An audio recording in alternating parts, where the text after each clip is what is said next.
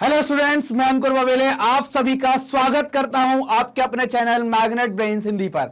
Magnet brains Hindi एक ऐसा platform है जो हिंदी माध्यम की कक्षा 6 से लेकर कक्षा 12वीं तक का संपूर्ण पाठ्यक्रम बिल्कुल निःशुल्क में उपलब्ध करा रहा है।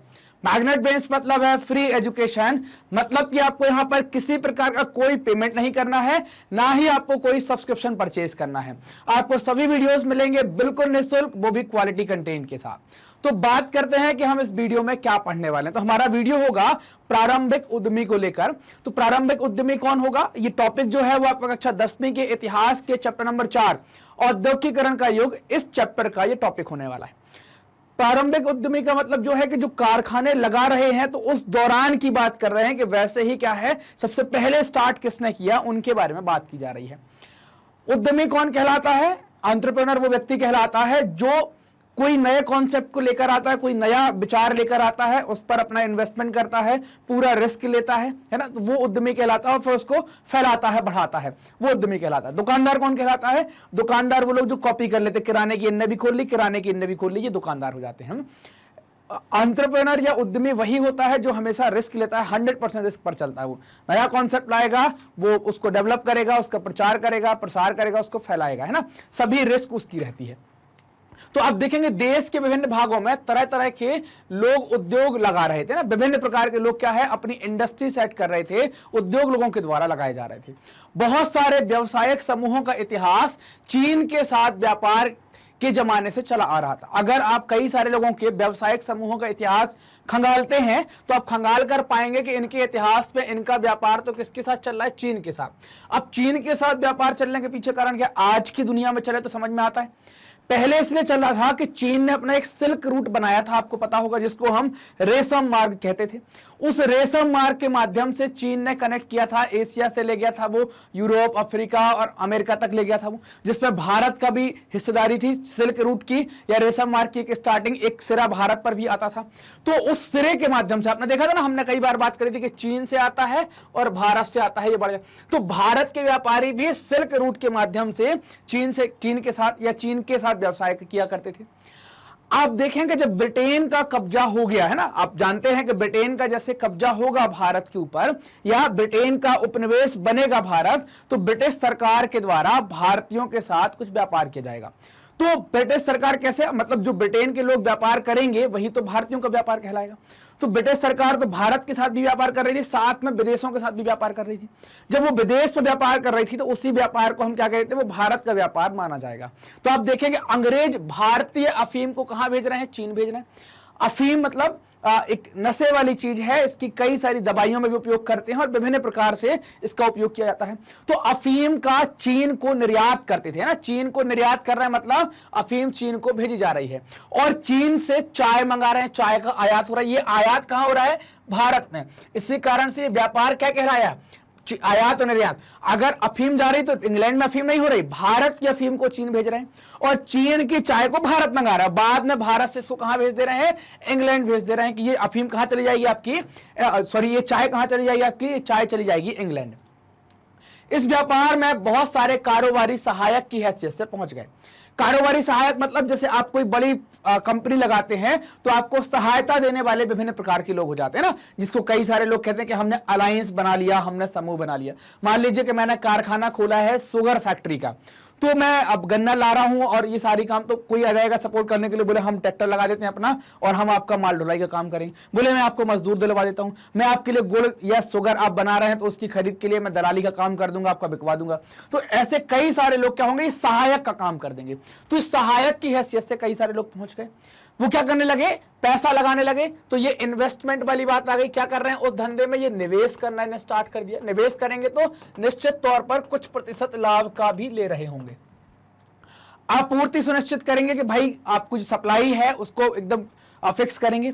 माल को जहाजों में लाद कर उनको रवाना करना, मतलब निर्यात की पद्धति में भी आपकी मदद करेंगे। और इस पूरी प्रक्रिया से खूब लाभ कमाया। लाभ कमाया जब अपन ने, जैसे मान लीजिए कि आप माने कि आपने कोई फैक्ट्री लगा दी है, जैसे मान लेता हूं मैं आपको लिखता हूं सीमेंट फैक्ट्री। सीमेंट न लिखकर मैं लिखता हूं आपने लगाई है मोटरसाइकिल की फैक्ट्री, मोटर फैक्ट्री लगाई है। अब कोई गाड़ी आप बना रहे हैं, कोई कार आप बना रहे हैं, तो कार में टायर भी लगता है, तो टायर कोई और कंपनी से ले लिया, ये सहायक हो गई। सीट कवर भी लगता है, ये कोई और ने दे दिया, सीट लगी सीट कवर। कांच किसी और ने दे दिया। प्लास्टिक का सामान किसी और के द्वारा दे दिया गया। आप क्या बना रहे हैं, बेसिकली आपने शुरुआत में इंजन बनाया और डिजाइन तैयार की, उस डिजाइन के अलग अलग पार्टिकल आप दूसरे लोगों से ले रहे हैं, वो सहायक हो गए। अब कई लोग आपको यहां पर लेबर दे रहे होंगे, कई लोग आपके कार को बाहर दुनिया भर में फैलवा रहे होंगे, तो ये सब क्या होगा, ये आपके सहायक हो गए और इन सबको पैसा मिलेगा।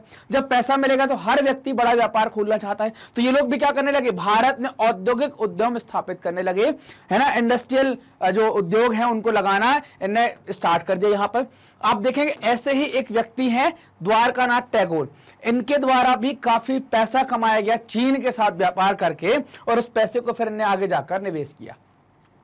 1830 से 40 के दशक में उन्होंने 6 संयुक्त उद्यम कंपनियां लगा दी। किन्होंने, टैगोर साहब ने लगा दी। अब दौर आया व्यवसायिक संकटों का, तो व्यवसायिक संकटों में सभी उद्यम बैठ गए, सभी जो आपके द्वारा जो स्टार्टअप लिए गए थे, जो फैक्ट्रियां खोली गई थी नई नई, वो सभी बैठ जाती हैं। जब सभी बैठे तो सबके साथ साथ टैगोर साहब का भी बैठ गया। क्या हो गया, धंधा चौपट हो गया। अब ये टैगोर साहब कौन है, तो टैगोर साहब की फोटो आप देख लीजिए, है, इनका नाम है द्वारकानाथ टैगोर। द्वारकानाथ टैगोर का विश्वास था कि भारत पश्चिमीकरण और औद्योगिकीकरण के रास्ते पर चलकर ही विकास कर सकता है। उन्होंने जहाजरानी, जहाज निर्माण, खनन, बैंकिंग, बागान और बीमा क्षेत्र में निवेश किया था, है ना। तो ये क्या होगा, एक प्रकार के ये उद्योगपति टाइप से हो जाते हैं और इन्हें कई सारे सेगमेंट में निवेश किया हुआ था। 19वीं सदी में चीन के साथ जो लोग व्यापार कर रहे थे, चीन के साथ व्यापार करने वाले बहुत सारे व्यापारी सफल रहे और उन्हें काफी मुनाफा कमाया, उनको काफी लाभ मिलता है, काफी प्रॉफिट कमाते हैं। ऐसे ही 2 व्यवसायियों के बारे में बात की गई। बंबई के डिनसा पेटेट एक व्यक्ति है जिनका नाम है डिनसा पेटेट, इनकी फोटो आप सबसे ऊपर देख पा रहे होंगे, ये डिनसा पेटेट है। दूसरी आप देख रहे होंगे जमशेदजी नुसरवानजी टाटा, है ना, जमशेदजी टाटा जिनको शॉर्ट फॉर्म में कहते हैं, जमशेदजी नुसरवानजी टाटा, जिनकी फोटो आप नीचे देख पा रहे हैं। आंशिक रूप से इन्होंने चीन और आंशिक रूप से इंग्लैंड को कच्ची कपास निर्यात करके इनने पैसा कमा लिया था और फिर भारत में उद्योग लगाना स्टार्ट किया।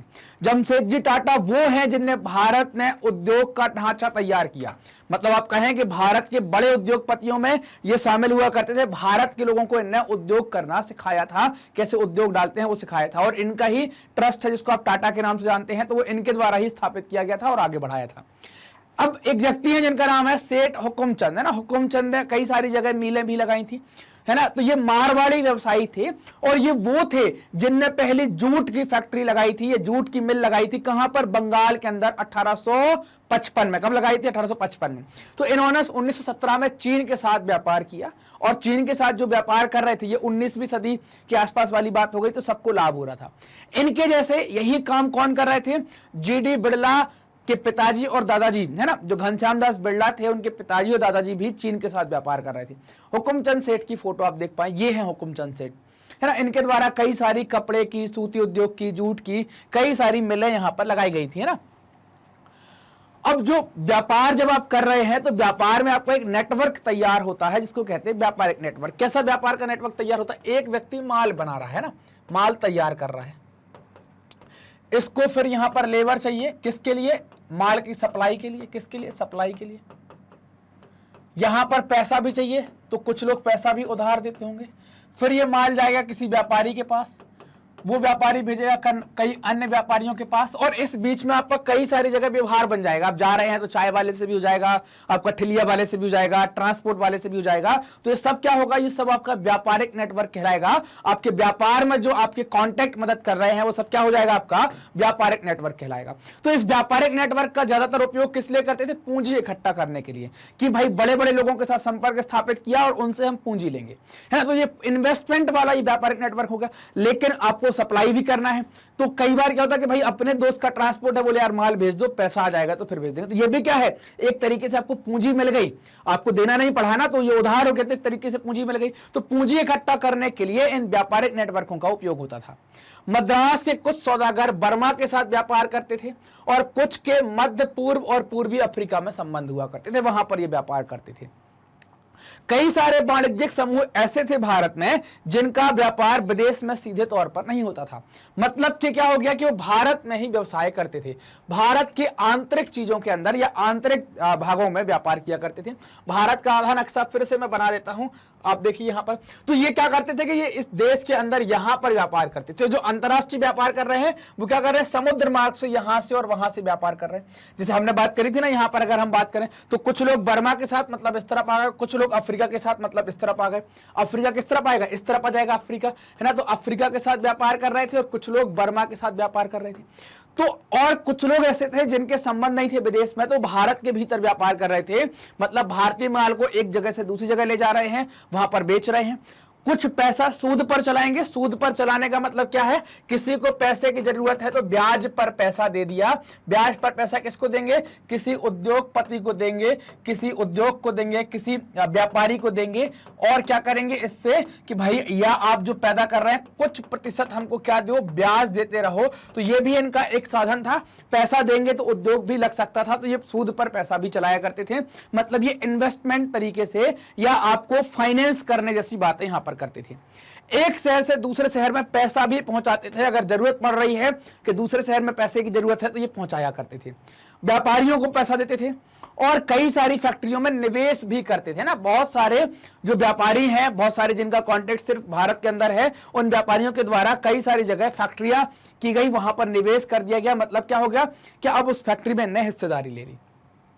भारतीय व्यापार पर औपनिवेशिक शिकंजा कसता चला गया और जैसे ही औपनिवेशिक शिकंजा कसना स्टार्ट हुआ, क्या हुआ, भारतीय व्यवसायियों के लिए जगह क्या हो गई, सिकुड़ती चली गई, है ना। जगह क्या हो गई, कम होती चली गई, सिकुड़ना स्टार्ट हो गई। तैयार माल यूरोप में बेचने से रोक दिया गया। पहले क्या था कि भारत का व्यापारी माल तैयार करता था और उस माल को विदेश में भेजता था, और विदेश के अंदर ये यूरोप भी आया करता था, यूरोप के कई सारे देश भी हुआ करते थे। तो अब क्या हो गया, कंपनी का जब शिकंजा कस गया तो उन्होंने बोला कि अब यूरोप नहीं भेज सकते, वहां हम बेचेंगे। तो तैयार माल यूरोप में बेचने पर रोक लगा दी गई कि अब आप वहां पर नहीं बेच सकते हैं।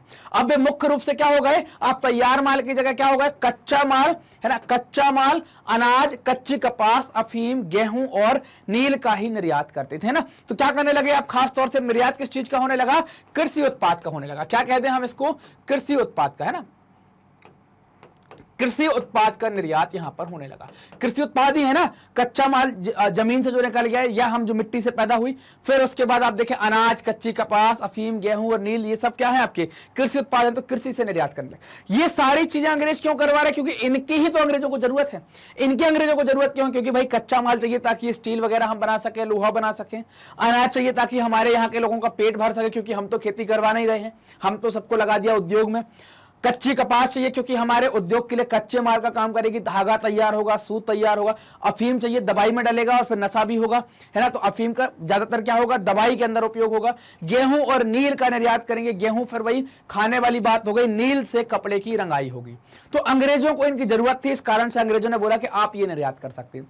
बाकी तैयार माल पर रोक लगा दी, मतलब आपका बाजार क्या हो गया, सिकुड़ना स्टार्ट हो गया।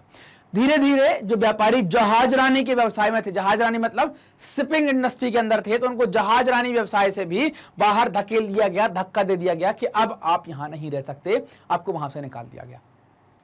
पहले विश्व युद्ध तक यूरोपीय प्रबंधकीय एजेंसियां भारतीय उद्योगों के विशाल क्षेत्र का नियंत्रण करती थी, है ना। प्रथम विश्व युद्ध तक, है ना, यूरोपीय प्रबंधकीय एजेंसियां भारत के जो विशाल उद्योग हैं उन क्षेत्रों का नियंत्रण करती। कंपनियां क्या हैं, Bird Heilgers and company, Andrew Yule, Jardine Skinner and company, ये तीन कंपनियां आप देख पा रहे हैं। Bird Heilgers and company, Andrew Yule और जॉर्डिन स्किनर एंड कंपनी। ये कंपनियां क्या कर रही थी कि आपके जो उद्योगों के विशाल क्षेत्र हैं उनके ऊपर नियंत्रण कर रही थी। मतलब कि कैसा नियंत्रण, ये कंपनियां पूंजी जुटाती थी, आपके लिए इन्वेस्टमेंट या पैसा इकट्ठा करेंगे, संयुक्त उद्यम लगाएंगे, ज्वाइंट वेंचर इनके द्वारा तैयार किया जाएगा और उनका प्रबंधन भी इन लोगों के द्वारा किया जाएगा, उसका मैनेजमेंट भी इनके द्वारा ही किया जाएगा। यूरोपीय व्यापारियों, उद्योगपतियों के अपने अपने वाणिज्यिक परिसंघ मतलब क्या है, इनके संगठन हुआ करते थे जिनमें भारतीय उद्यमियों को शामिल नहीं किया जाता था। संगठन क्या करता है, संगठन आपके हित की बात करेगा, आपका नुकसान नहीं होने देगा। भारत के व्यापारियों को उन संगठनों का हिस्सा नहीं होने देते थे, उन परिसंघ का आप हिस्सा नहीं हो सकते हैं, तो इससे आपके हित की ज्यादा बात नहीं हो पाएगी। भारतीय वित्त पोषक जिनको फाइनेंसर कहते हैं वो पूंजी उपलब्ध कराते थे। निवेश और व्यवसाय संबंधी जो फैसले हैं वो यूरोपीय एजेंसियों के द्वारा लिया जाता था। कौन एजेंसियां? ये 3 एजेंसियां जो आप देख रहे हैं, ये एजेंसियां क्या करेंगी कि आपका कैसा निवेश होगा और कैसे आपका मैनेजमेंट होगा, व्यवसाय कैसे होगा, ये ध्यान रखेंगे। पैसा कौन उपलब्ध करवाएगा? भारत के जो फाइनेंसर हैं उनके द्वारा पैसा उपलब्ध करवाया जाएगा। तो ये हमारे प्रारंभिक उद्यमी हुआ करते थे कि इस तरीके से प्रारंभ में हमारे उद्यम चले, इस तरीके से हमारे प्रारंभ में उद्यम सेट हो पाते हैं, लग पाते हैं। मैग्नेट ब्रेन्स ने आपकी सुविधा के लिए अपनी एक वेबसाइट बनाई है magnetbrains.com। वेबसाइट का उपयोग करने के लिए टाइप करें magnetbrains.com। जैसे ही आप टाइप करते हैं आप हमारी वेबसाइट पर पहुंच जाएंगे और देखेंगे आपको कई सारे कोर्सेस मिलेंगे, जैसे आप English medium, Hindi medium, NTSC, olympiad, CUET, है ना, IIT JEE, NEET, SSC, bank, बहुत सारे आपको कंपटीशन के, स्कूल के सब आपको ऑप्शन मिलेंगे। करना क्या है, आप जैसे आपने कोई भी कोर्स आपने सेलेक्ट कर लिया कि भाई ये मान लीजिए कि आप हिंदी मीडियम है, फिर आपके सामने कई सारी क्लासेस आ जाएंगी। इन क्लासेस में से आपको सेलेक्ट करना है कि आप कौन सी क्लास को देखना चाहते हैं। मान लीजिए कि आप क्लास 10th के बारे में देखना चाहते हैं, तो आपने क्लास 10th पर क्लिक किया। जैसे ही आप क्लिक करेंगे तो आपके सामने सारे टीचर आ जाएंगे क्लास 10th के। अब जो सब्जेक्ट आपको पढ़ना है, सारे सब्जेक्ट आप यहां से देख सकते हैं। मान लीजिए कि आप इतिहास देखना चाहते हैं, तो आपने क्या किया, यहां पर वॉच नाउ पर क्लिक किया। जैसे ही आप वॉच नाउ पर क्लिक करेंगे उस सब्जेक्ट की पूरे चैप्टर वाइज प्लेलिस्ट आ जाएगी। आपने चैप्टर पर क्लिक किया कि भाई पार्ट 1 देखना, उसके सारे वीडियो खुल जाएंगे, concept video, one shot solution, MCQ, NCERT solution, सारी चीजें यहां पर आ जाएंगी। तो आप क्या करेंगे, यहां पर जो भी वीडियो आपको देखना है आप क्या करें, वहां पर वॉच नाउ कर दें। जैसे ही इसके वॉच नाउ पर आप क्लिक करेंगे वीडियो ऐसा चल जाएगा।